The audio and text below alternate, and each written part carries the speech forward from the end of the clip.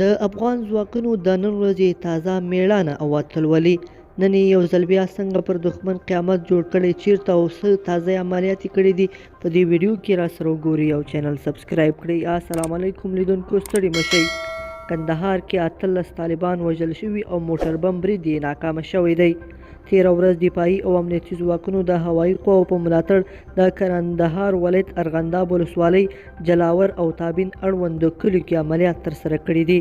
د دغو عملیاتو په پایله کې 18 طالبان وژل شوي، د دښمن یو موټرسایکل، یوه اندازه وسلې او مهمات له منځه یوړل شوي دي او 13 کړۍ ماینونه کشف شوي او شنډ شوي دي.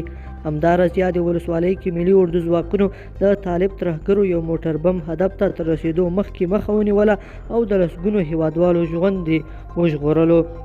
بلخوا فاریاب کې هم د طالبانو 3 مهم غړو په ګډون 26 ترهګر ووژل شول.